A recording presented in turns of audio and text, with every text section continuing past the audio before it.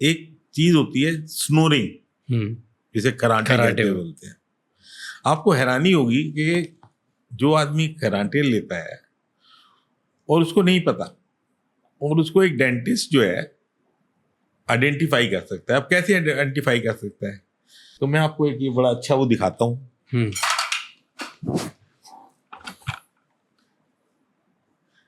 इसको हम कहते हैं एयरवे। ये वाला एक आपका तो मुंह के थ्रू होता है, एक नाक के थ्रू होता है, ठीक है। अब नॉर्मली हम नाक से सांस लेते हैं, लेकिन जब आपके नाक में कोई नॉर्मलिटी है, ब्लॉकेज है, या साइनसाइटिस है, या आपका गला बंद है, कुछ है, तो फिर आप मुंह से सांस लेते हैं। और दूसरा ये होता है कि अगर आपका नेजल सेप्टम डेविएट है तब भी आप मुंह से सांस लेते हैं। खैर anyway, to cut short that, तो एक आपका हार्ड पैलेट होता है। हार्ड पैलेट के पीछे यूविला होता है, ये आपका ये पीछे ये सॉफ्ट टिश्यू। और ऐसी अगर आप ओबेस है तो ये चीज आगे आ जाएगी आपकी मसल, तो ये चीज नैरो हो जाएगी आपकी। अगर आप पीछे ले जाएंगे आ जाएगी। अब यहाँ देखें तो आपकी स्पेस कम हो गई है जो है।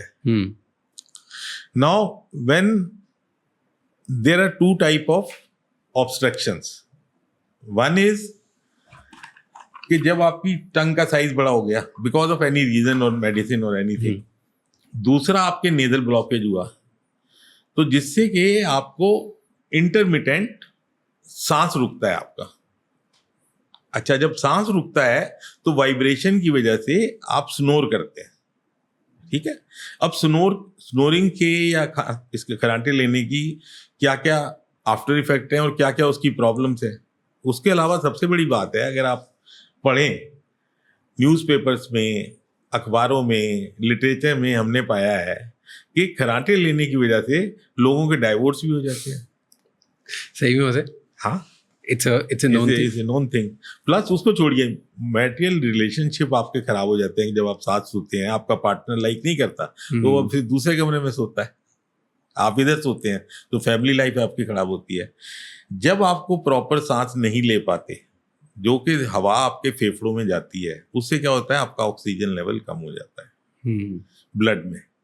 नाउ जब आपका ऑक्सीजन लेवल ब्लड में कम हो जाता है, उससे आपको हार्ट अटैक भी हो सकता है, आपको ब्रेन स्ट्रोक भी हो सकता है, और बहुत सारी बीमारियां ऐसी हैं, डायबिटीज है, हाइपरटेंशन है, एडिसन डिजीज है, थायराइड है, उनके ऊपर भी इनका इफेक्ट पड़ता है। एक एक करके सबको डीप में पूछता हूँ मैं क्वेश्चन, ठीक है। अब बहुत सारे टॉपिक्स आपने छेड़ दिए। कैसे डेंटिस्ट आइडेंटिफाई कर सकता है कि कराटे लेता है ये इंसान? मैंने जैसे आपको बताया, डेंटिस्ट दो तरीके से आइडेंटिफाई करता है कि जब वो ओरल कैविटी को एग्जामिन करता है, तो अब डीप डाउन पीछे टंग के देखते हैं कि अगर उसकी पेशेंट की जीभ जो है नॉर्मल है, like larger size of the tongue is there, जो आपने दिखाया भी, और बंदा ओबेस है। ओबेस मीन्स उसकी बॉडी में फैट ज़्यादा है, गला जैसे उसका बड़ा है। तो उन केसेस में, और आप सिंपली देखने के बाद पेशेंट को सवाल करते हैं कि आप रात को कराटे तो नहीं लेते हैं। तीसरा जो मेन इशू होता है कि उसका जॉ साइज जो है वो छोटा है। जब जॉ साइज छोटा होगा तो जबड़ा पीछे होगा, जब जबड़ा पीछे होगा तो टंग फॉल बैक करती है, but it can be correct हो सकती है। हाँ, करेक्ट हो सकती है। जैसे कि आपने अप्लायंस दिया जिससे कि उसकी टंग फॉल बैक ना करे। ओके, क्या अप्लायंस मतलब? अप्लायंस मुंह में लगाने के लिए पैलेट पे आपने दिया, उसको रिटेनर बोलते हैं हम। तीसरा होता है कि जॉ को आपने फॉरवर्ड किया, जो पीछे है अगर आगे आ जाएगा तो जीभ को जगह मिलेगी।